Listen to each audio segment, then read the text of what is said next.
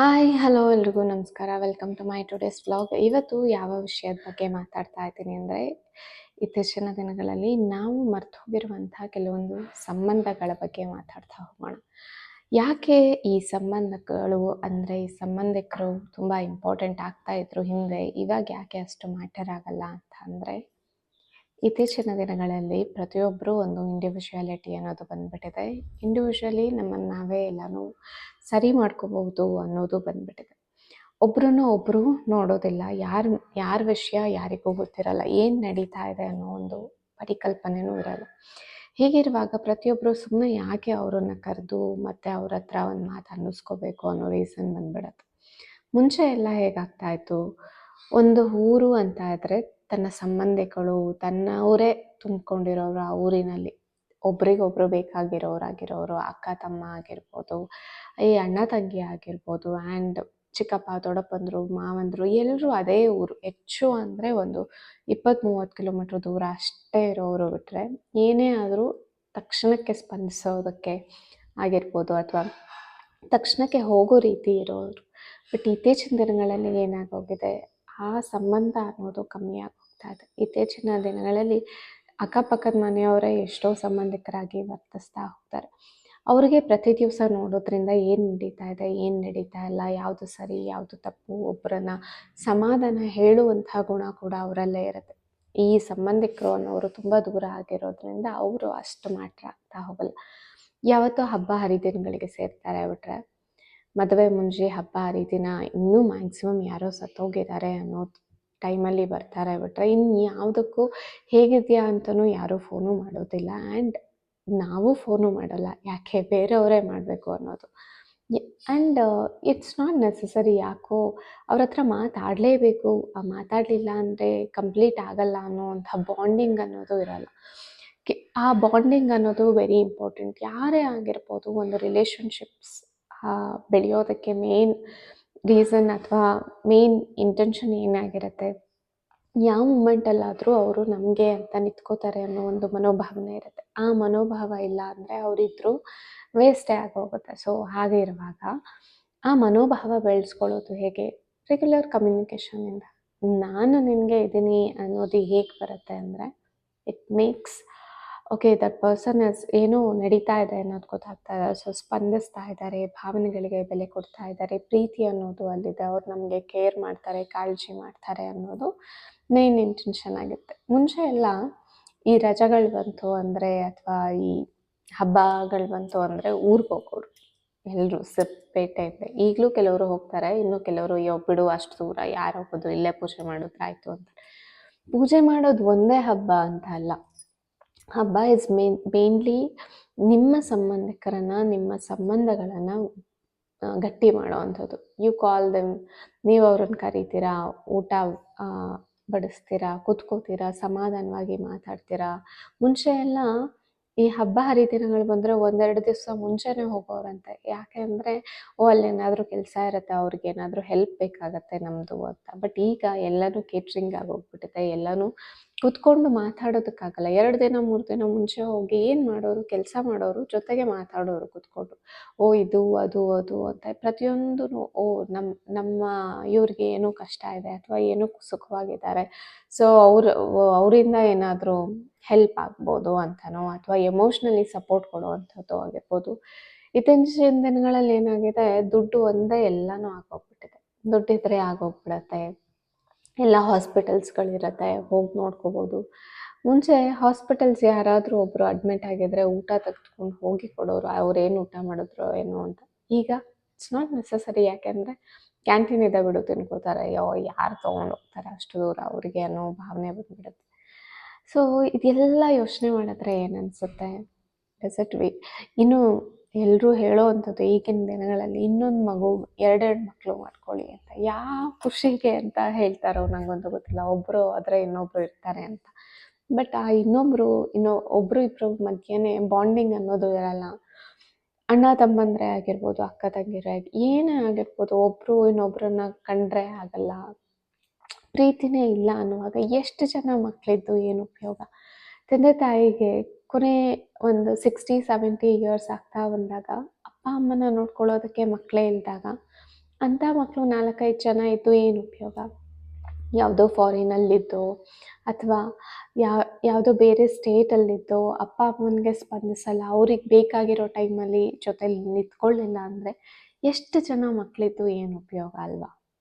So ಸ್ವಲ್ಪ ಯೋಚನೆ ಮಾಡಿ ನೋಡಿ. ನಿಮ್ಮ ಮನೆಯಲ್ಲೂ ಯಾರಾದರೂ ಈ ಥರ ಹಿರಿಯರು ಇದ್ದರೆ ಅಥವಾ ನಿಮ್ಮ ಸಂಬಂಧಿಕರಲ್ಲೂ ಯಾರಾದರೂ ಹಿರಿಯರು ಇದ್ದರೆ ಅವರನ್ನು ಆದಷ್ಟು ಸ್ವಲ್ಪ ಮಾತಾಡಿಸಿ. ಆ್ಯಂಡ್ ಅವ್ರಿಗೆ ಹೇಗಿದ್ದೀರಾ ಅಂತ ಕೇಳ್ತಾ ಹೋಗಿ. ಚೆನ್ನಾಗಿದ್ದೀರಾ? ಊಟ ಆಯಿತಾ? ತಿಂಡಿ? ಇಷ್ಟೇ ಅವರು ಕೇಳೋವಂಥದ್ದು. ನಿಮ್ಮಿಂದ ಏನೂ ಇಲ್ಲ. ಮ್ಯಾಕ್ಸಿಮಮ್ ಅಂದರೆ ಅವ್ರ ಲಿಮಿಟ್ಸು ಅವ್ರು ಅಂದ್ಕೊಳ್ಳೋದು ಒಂದು ₹500 ₹1000 ಕೊಟ್ಟರು ಖುಷಿಯಾಗಿ ಹೋಗ್ಬಿಡ್ತಾರೆ. ಯಾಕೆ ಅಂದರೆ ಅವ್ರು ನಿಮ್ಮನ್ನು ಅಷ್ಟೇ ಖುಷಿಯಾಗಿ ನೋಡೋದಕ್ಕೆ ಇಷ್ಟಪಡ್ತಾರೆ. ನಿಮ್ಮ ಹತ್ರ ಏನು ಲಕ್ಷ ಬೇಕು, ಕೋಟಿ ಬೇಕು ಅಂತ ಅವರು ಎಕ್ಸ್ಪೆಕ್ಟೇ ಮಾಡಲ್ಲ. ಓನ್ಲಿ ಥಿಂಗ್ ಅವ್ರು ಏನು ಎಕ್ಸ್ಪೆಕ್ಟ್ ಮಾಡ್ತಾರೆ ಅಂದರೆ ನೀವು ಅವ್ರ ಹತ್ರ ಕೂತ್ಕೊಂಡು ಮಾತಾಡಬೇಕು, ಅವ್ರ ಹತ್ರ ಟೈಮ್ ಸ್ಪೆಂಡ್ ಮಾಡಬೇಕು, ಹೇಗಿದ್ದೀರಾ ಅಂತ ಕೇಳಬೇಕು. ನಿಮ್ಮನ್ನು ಅಷ್ಟು ಚೆನ್ನಾಗಿ ಒಂದು ಜೀವ ನೋಡ್ಕೊಂಡಿತ್ತು. ಯಾವಾಗೋ ನಿಮ್ಗೆ ಸಣ್ಣವರಿದ್ದಾಗ ಏನೋ ಒಂದು ಹೆಲ್ಪ್ ಮಾಡಿದ್ರು ಅನ್ನುವಾಗ it's time to give a gratification ಅಥವಾ ಗ್ರ್ಯಾಟಿಟ್ಯೂಡ್ ಸಲ್ಲಿಸುವಂಥ ಸಮಯ. ಎರಡು ನಿಮಿಷ ಫೋನ್ ಮಾಡಿಬಿಟ್ಟು ಹೇಗಿದ್ದೀರಾ, ಏನು? ನಿಮಗೆ ಪ್ರತಿಯೊಂದು ಜೀವನದಲ್ಲಿ ತುಂಬ ಸಾವಿರ ಕೆಲಸಗಳೇ ಇರ್ಬೋದು.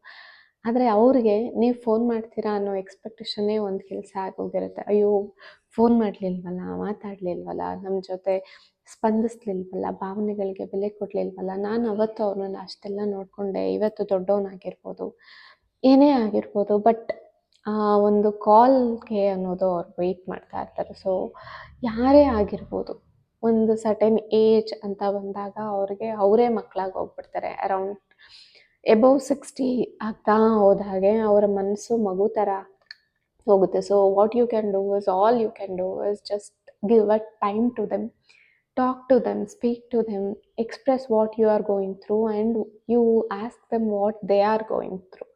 ಅವ್ರಿಗೆ ಏನು ಅನ್ನಿಸ್ತಾ ಇದೆ, ಏನಾಗ್ತಾ ಇದೆ, ಎಲ್ಲಿಗೆ ಹೋಗಬೇಕು ಅಂತ ಅನ್ನಿಸ್ತಾ ಇದೆ, ಯಾರ್ದಾರು ಜೊತೆ ಮಾತಾಡ್ಬೇಕು ಅನ್ನಿಸ್ತಾ ಇದೆಯಾ ಅಥವಾ ಏನು ಅಂತ ಕೇಳಿ. ಅದೇ ಮೇನ್ ಇಂಪಾರ್ಟೆಂಟ್.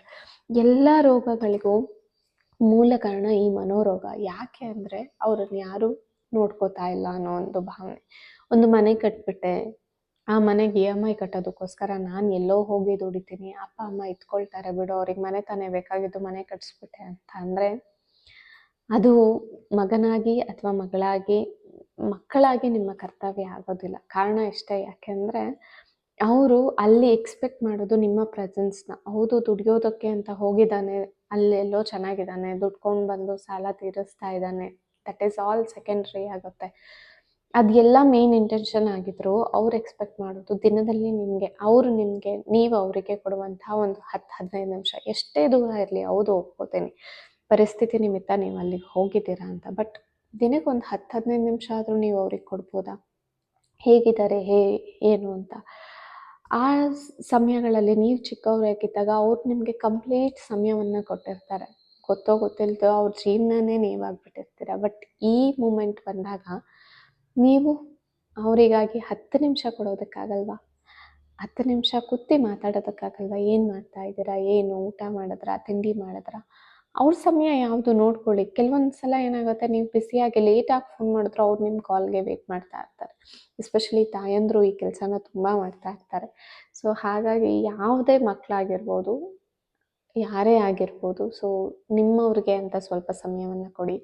ಆ್ಯಂಡ್ ನಿಮ್ಮ ಹತ್ತಿರ ರಿಲೇಷನ್ಸ್ ಯಾರಾದರೂ ಇದ್ದರೆ ಹೋಗಿ ಮಾತಾಡಿಸಿ, ಹೇಗಿದ್ದಾರೆ ವಿಚಾರಿಸ್ಕೊಂಡು ಬನ್ನಿ. ಅಟ್ಲೀಸ್ಟ್ ತಿಂಗಳಿಗೆ ಒಂದು ಸಲನಾದರೂ ಹೋಗ್ತಾ ಬನ್ನಿ. It is very important to know they are you also present. ಅಂದರೆ ನಿಮ್ಮ ಜೀವನದಲ್ಲಿ ಅವರು ಇಂಪಾರ್ಟೆಂಟ್ ಭಾಗವಹಿಸ್ತಾರೆ ಅಂತ. ಓನ್ಲಿ ಹಬ್ಬ ಹರಿದಿನಗಳಿಗೆ ಅಥವಾ ಯಾವುದೋ ಒಂದು ದಿವಸ ಸಿಕ್ಕು ಮಾತಾಡೋದಲ್ಲ. ಪ್ರತಿನಿತ್ಯ, ಪ್ರತಿ ವಾರದಲ್ಲಿ ಒಂದು ದಿವಸನಾದರೂ ಒಂದು ಫ್ಯಾಮಿಲಿಗೆ ಅನ್ನೋ ಟೈಮನ್ನು ನೀವು ಕೊಡ್ತಾ ಹೋದರೆ ನಿಮ್ಮ ಮಕ್ಕಳು ಅದನ್ನು ನೋಡಿ ಕಲಿತಾರೆ. And that is what the basic rule. I mean Indian value system, ನಮ್ಮ ವ್ಯಾಲ್ಯೂಸ್ಗಳು ಎಲ್ಲಿ ಸ್ಟ್ರಾಂಗ್ ಆಗಿದೆ ಅಂದರೆ, ಎಲ್ಲಿಂದ ಬುನಾದಿ ಅಂದರೆ ನಮ್ಮ ಮನೆಯಿಂದನೇ. ನಾವು ಕೊಡುವಂಥ ಗೌರವ ಆಗಿರ್ಬೋದು, ನಾವು ನೋಡ್ಕೊಳ್ಳುವಂಥ ಹಿರಿಯರಿಗೆ ಕೊಡೋ ಗೌರವ ಆಗಿರ್ಬೋದು, ಪ್ರೀತಿಯಿಂದ ನೋಡ್ಕೊಳ್ಳೋದಾಗಿರ್ಬೋದು, ಚಿಕ್ಕ ಮಕ್ಕಳನ್ನ ನೋಡ್ಕೊಳ್ಳೋದಾಗಿರ್ಬೋದು, ಇದೆಲ್ಲನೂ ಇಂಡೈರೆಕ್ಟಾಗಿ ನಮ್ಮ ಮಕ್ಕಳ ಮೇಲೆ ಪರಿಣಾಮ ಬೀಳ್ತಾ ಇರುತ್ತೆ. Especially younger generation. ಎಷ್ಟೋ ಜನ ನಾನು ಮಾತಾಡುವಾಗ ಅನ್ನಿಸ್ತಾ ಇರುತ್ತೆ, ಮಕ್ಕಳ ಜೊತೆ ಮಾತಾಡುವಾಗ ಅನ್ನಿಸ್ತಾ ಇರುತ್ತೆ, ದುಡ್ಡು ಒಂದೇ ಇದ್ದರೆ ಸಾಕು ಅನ್ನೋ ಮನಸ್ಥಿತಿಗೆ ಅವ್ರು ಬಂದ್ಬಿಟ್ಟಿದ್ದಾರೆ. ಎಷ್ಟೋ ಸಲ ಹೇಳ್ತೀನಿ ಆಂಟಿ, ಕೆಲವರು ಮಕ್ಕಳು ಬಂದಾಗ ಹೇಳ್ತಾರೆ, ಆಂಟಿ ದುಡ್ಡು ದುಡಿದ್ರೆ ಸಾಕು ಬಿಡಿ ಆಂಟಿ, ಯಾವ ದುಡ್ಡು ಯಾವ ಕೆಲಸ ಮಾಡಿದ್ರೆ ದುಡ್ಡು ಚೆನ್ನಾಗಿ ಬರುತ್ತೆ ಅದನ್ನು ಹೇಳಿ. ಯಾವ್ದು ವಿಷಯವನ್ನು ಓದಿದ್ರೆ ಯಾವ ವಿಷಯದಲ್ಲಿ ಎಷ್ಟು ಗ್ರಹಿಕೆ ಇದೆ ಅನ್ನೋದು ಕೇಳಲ್ಲ. ಯಾರನ್ನು ಹೇಗೆ ನೋಡ್ಕೋಬೇಕು, ಹೇಗೆ ಮಾತಾಡಬೇಕು ಅನ್ನೋದು ಕೇಳಲ್ಲ. ಬರೀ ದುಡ್ಡು ದುಡ್ಡು ಅಂತ ಹೋಗ್ತಾ ಇದ್ದಾರೆ. ಐ ಅಗ್ರಿ, ದುಡ್ಡು is very important, but it is not the necessary of the life. ಯಾಕೆ ಅಂತ ಅಂದರೆ, ಊಟ ನಮ್ಮ ಸುಖಗಳಿಗೆ ಎಷ್ಟು ಬೇಕೋ ಅಷ್ಟು ದುಡ್ಡು ಇಸ್ ಗುಡ್. ಅದಕ್ಕೆ ಮೀರಿ ದುಡ್ಡಿದ್ರು ಏನು ಮಾಡ್ತೀರಾ? ಈಗ ಒಂದು 10 ಕೋಟಿ ರೂಪಾಯಿ ಇದ್ದರೆ ಏನು ಮಾಡ್ತೀರಾ? ಮನೆ ತೊಗೊಳೋದಕ್ಕೆ 1 ಕೋಟಿ ರೂಪಾಯಿ ಬೇಕು ಅಂದ್ಕೊಳ್ಳಿ, 1ರಿಂದ 2 ಲಕ್ಸುರಿಯಸ್ ಮನೆ ಕಟ್ತೀನಿ ಅಂದ್ರೆ ಅಬ್ಬಬ್ಬಾ ಅಂದರೂ ಒಂದು 5 ಕೋಟಿ ಬೇಕು ಅಂದ್ಕೊಳ್ಳಿ. ಅದಾದ ನಂತರ ಒಂದಿಷ್ಟು ಖರ್ಚಿಗೆ ಅಂತ 2 ಕೋಟಿ ರೂಪಾಯಿ ಬೇಕು ಅಂದ್ಕೊಳ್ಳಿ. ಮಿಕ್ಕಿರೋ ಹಣ ಏನು ಮಾಡ್ತೀರಾ? ಬ್ಯಾಂಕಲ್ಲಿ ಇಟ್ಟರೆ ಅದು ಪಾಡಿಗೆ ಅದು ನಿಮಗೆ ತಿಂಗಳಿಗೆ FD ಆಗಿ ಅಥವಾ ಪ್ರತಿ ತಿಂಗಳು ಅದೇ ದುಡ್ಡು ಕೊಡ್ತಾ ಹೋಗುತ್ತೆ. ಸೊ ಉಳಿದಿರುವಂಥ ಸಮಯನ ಹೇಗೆ ಕಳಿಸ್ತೀರಾ? ನಿಮ್ಮ ಸಮಯವನ್ನು ಇನ್ವೆಸ್ಟ್ ಮಾಡೋದಕ್ಕಾದ್ರೂ ಅಥವಾ ಈ ಸಮಯವನ್ನು ಕಳೆಯೋದಕ್ಕಾದ್ರೂ, ಜೀವನ ಪೂರ್ತಿ ನಡೆಯೋಕ್ಕಾದ್ರೂ ನಿಮಗೊಂದಿಷ್ಟು ರಿಲೇಷನ್ಸ್ ಅನ್ನೋದು ಬೇಕಾಗ್ತಾ ಹೋಗುತ್ತೆ. ಅಥವಾ ಈ ಇನ್ನೊಬ್ಬರನ್ನ ಮಾತಾಡಿಸ್ಲೇಬೇಕಾಗುತ್ತೆ. ಯಾರನ್ನು ಮಾತಾಡಿಸ್ಲಿಲ್ಲ ಅಂದರೆ ಸೈಲೆಂಟಾಗಿ ಕೂತ್ಕೊಂಡ್ರೆ ಎಷ್ಟು ದಿನ ಅಂತ ಕೊಡ್ತೀರಾ? ಡಿಪ್ರೆಷನ್ ಕೊಟ್ಟು ಹೋಗ್ತೀರಾ, ಯಾರೂ ನನ್ನ ನೋಡ್ಕೋತಾ ಇಲ್ವಲ್ಲ ಅಂತ. ಹಾಗಾಗಿ ಹೇಳುವಂಥದ್ದು, ನಿಮ್ಮವರು ಅಂತ ಯಾರಾದರೂ ನಿಮ್ಮ ಹತ್ತಿರದಲ್ಲಿ ಇದ್ದರೆ ಹೋಗಿ ಮಾತಾಡಿಸಿ, ಹೇಗಿದ್ದಾರೆ ವಿಚಾರಿಸ್ಕೊಳ್ಳಿ. ಅಟ್ಲೀಸ್ಟ್ ಒಂದು 10 ನಿಮಿಷನಾದರೂ ಸಮಯ ಕೊಡೋದಕ್ಕೆ ಪ್ರಯತ್ನ ಪಡಿ. ಒಂದೇ ಕೈಯಲ್ಲಿ ಚಪ್ಪಾಳೆ ಆಗಲ್ಲ. ಪ್ರತಿ ಸಲ ಅವರೇ ಬರ್ತಾ ಇದ್ರೆ ಒಂದು ಸಲ ನೀವು ಹೋಗಿ, 1-2 ಸಲ ಓ ಹೌದಪ್ಪ ಅವರು ಬರ್ತಾ ಇದ್ದಾರೆ ಅಂತ ಅನಿಸುತ್ತೆ. ಯಾರಿಗೂ ಮನಸ್ಸಿಂದ ಮಾತ್ರ ನೋವನ್ನು ಕೊಡಬೇಡಿ. ಗೊತ್ತಿಲ್ಲದೆ ಏನಾಗೋಗುತ್ತೆ, ಸಂಬಂಧಗಳು ಬಿರುಕು ಬಿಡುವಂಥದ್ದು ಮನಸ್ಸಿಗೆ ತುಂಬ ನೋವಾದಾಗ. ಯಾವಾಗ ಮನಸ್ಸಿಗೆ ನೋವಾಗುತ್ತೆ ಅಂದರೆ, they are expecting you but you are not doing anything for them. ಆ ಸಮಯದಲ್ಲಿ ಅಯ್ಯೋ ನಾನು ಇಷ್ಟೆಲ್ಲ ಮಾಡಿದ್ರು ಅವ್ರು ನನಗೇನೂ ಮಾಡಲಿಲ್ವಲ್ಲ ಅನ್ನೋ ಮನಸ್ಸಿಗೆ ಬೇಜಾರಾದಾಗ ಕೂತ್ಕೊಂಡು ಮಾತಾಡಿದ್ರೆ ಸರಿ ಹೋಗುತ್ತೆ. ಮುನಿಸ್ಕೋಬೋದು, 1 ಸಲ 2 ಸಲ ಮುನಿಸ್ಕೋಬೋದು. ಹೌದು, ಎಫರ್ಟ್ ಹಾಕ್ತಿದ್ದಾರೆ, ನಾವೇ ಏನೂ ರೆಸ್ಪಾಂಡ್ ಮಾಡ್ತಿಲ್ಲ ಅಂತ ಅವ್ರಿಗೆ ರಿಯಲೈಸ್ ಆದಾಗ ಅವರು ಓಕೆ ಸರಿ ಬಿಡು, ಬಿಟ್ಟು ಹಾಕೋಣ ಅನ್ನೋ ಮನಸ್ಥಿತಿಗೆ ಬರ್ತಾರೆ. ಸೊ ಈ ಎಲ್ಲ ವಿಷಯಗಳು ಹೇಗನ್ಸುತ್ತೆ ಅಂದರೆ, ಒಂದು ಸಂಬಂಧನ ಗಟ್ಟಿ ಮಾಡೋದಕ್ಕೆ ಸೋತ್ರೂ ಪರವಾಗಿಲ್ಲ, ಬಟ್ ಆ ಸಂಬಂಧನ ಉಳಿಸ್ಕೊಳ್ಳೋದಕ್ಕೆ ನೀವು ಎಷ್ಟು ಪ್ರಯತ್ನ ಪಡ್ತೀರಾ ಅನ್ನೋದು ಇಂಪಾರ್ಟೆಂಟ್ ಆಗುತ್ತೆ. ಎಸ್ಪೆಷಲಿ ಯಾರಾದರೂ ಪ್ರೆಗ್ನೆಂಟ್ ವುಮನ್ಸ್ ಆಗಿದ್ದರೆ ಅವ್ರಿಗೆ ಅಟ್ಲೀಸ್ಟ್ 1 ತಿಂಗಳಿಗೋ 2 ತಿಂಗಳಿಗೋ ಒಂದು ಸಲ ಹೋಗಿ ಮಾತಾಡ್ಸ್ಕೊಂಡು ಬನ್ನಿ. ಇಲ್ಲ ಏನು ಬೇಕು ಕೇಳಿ.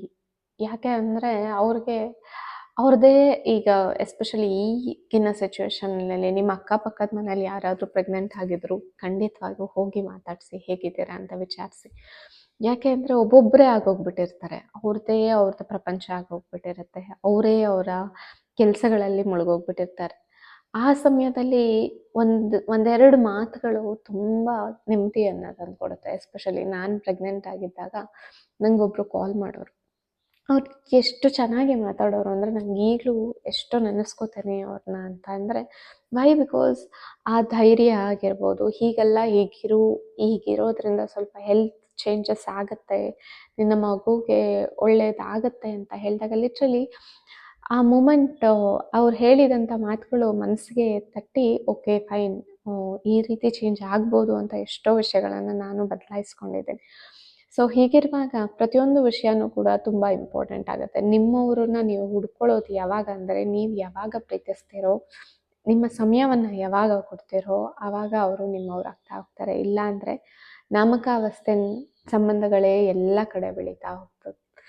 ನಾಮಕಾವಸ್ಥೆ ಸಂಬಂಧಗಳು ಇಟ್ ಈಸ್ ಲೈಕ್ ಒಂದು ಸ್ಟೇಜ್ ಮೇಲೆ ನಿಂತ್ಕೊಂಡಿರ್ತೀರ, ಹಾಯ್ ಬಾಯ್ ಅಂತ ಹೇಳ್ಕೊಂಡು ಹೋಗ್ತಾ ಇರ್ತಾರೆ. ಈಗ ಎಷ್ಟೋ ಜನ ಸ್ಕೂಲ್ ಫ್ರೆಂಡ್ಸ್ಗಳಿರ್ತಾರೆ ಹಾಯ್ ಬಾಯ್ ಅಂದ್ಕೊಂಡು, ಬಟ್ ಎಲ್ಲೋ 1-2 ಜನ ಇರ್ತಾರೆ ಹೂ ಆರ್ ವೆರಿ ನಿಮಗೆ ಮನಸ್ಸಿಗೆ ತಟ್ಟೋವಂಥವ್ರು, ಮಾತಾಡಬೇಕು ಅಂತ ಅನ್ಸೋರು. ಸೊ ಅವರನ್ನು ನೀವು ಕಾಲ್ ಮಾಡಿ ಮಾತಾಡ್ತೀರಾ ಅನ್ನೋದು ಬಿಟ್ಟರೆ ಇನ್ಯಾರೂ ಇರಲ್ಲ. ಸೊ ಹಾಗೆ ನಿಮ್ಮ ಒಂದಿಷ್ಟು ಚೆನ್ನಾಗಳನ್ನು, ನಿಮ್ಮವರು ಅಂತ ಇರೋರನ್ನ ನಿಮ್ಮ ಕೈಯಲ್ಲಿ ಇಟ್ಕೊಳ್ಳಿ, ಅಂಗೈಯಲ್ಲಿ ಪ್ರೀತಿಯಿಂದ ನೋಡ್ಕೊಳ್ಳಿ ಅಂತ ಹೇಳ್ತಾ ಇವತ್ತಿನ ವ್ಲಾಗ್ನ ಮುಗಿಸ್ತಾ ಇದ್ದೀನಿ. ಮತ್ತೆ ಹೊಸ ವ್ಲಾಗ್ನೊಂದಿಗೆ ಸಿಗೋಣ. Till then take care. Thank you so much. ಕೃಷ್ಣಾರ್ಪಣ ಮಸ್ತು.